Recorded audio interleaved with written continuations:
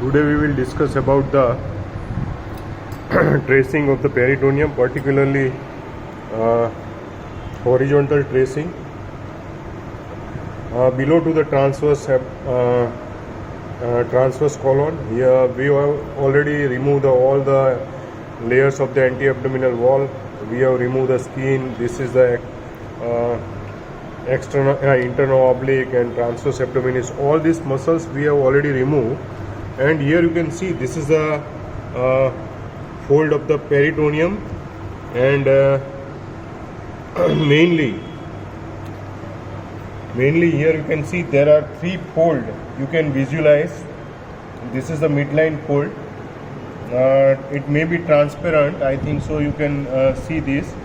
It is a median umbilical fold, median umbilical fold, which is the remnant of urachus, and superiorly it is attached with the lower end of the umbilicus. Here you can see this is the lower end of the, this is the umbilicus, and it is attached with the lower end of the umbilicus. So this fold, it is called the median umbilical fold. Lateral to it there is a obliterated umbilical artery. Here you can see this is the obliterated umbilical artery. This fold, it is the obliterated umbilical artery. It is a medial umbilical fold, and lateral to it there is another fold. It is the by the inferior epigastric artery. It is a lateral umbilical fold. So between the you can see from this side, you can see there is a transparent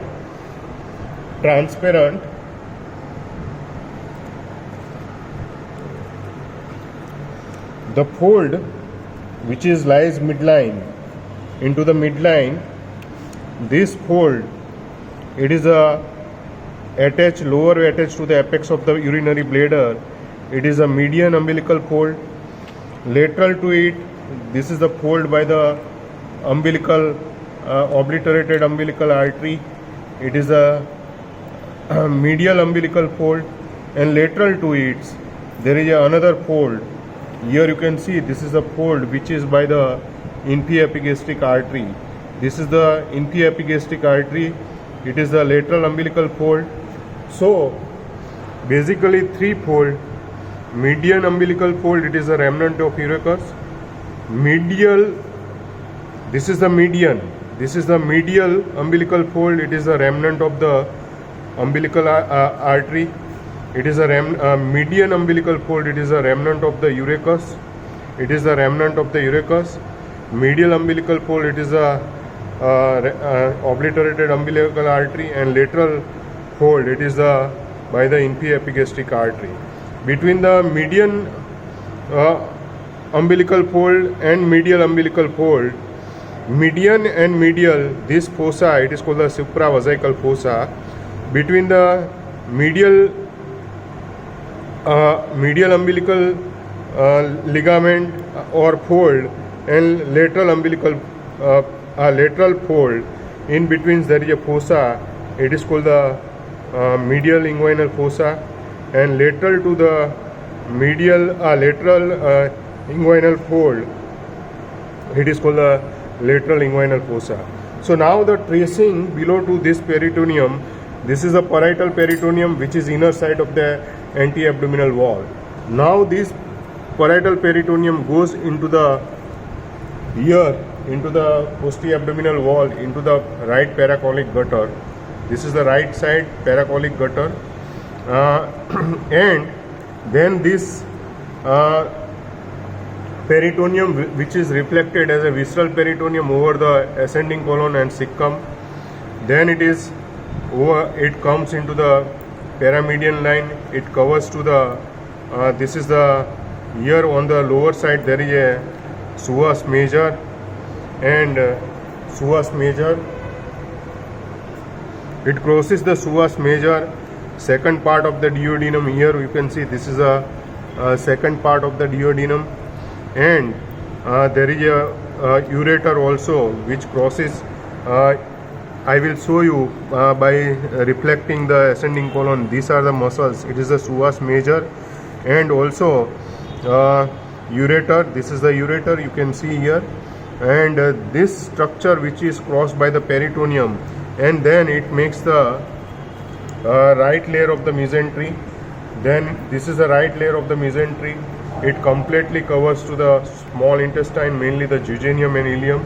Here you can see it is completely covered to the small intestine, mainly jejunum and ileum, and then mesentery, which is come into the left layer of the mesentery. This is the left layer of the mesentery. Again it comes to the posterior abdominal wall.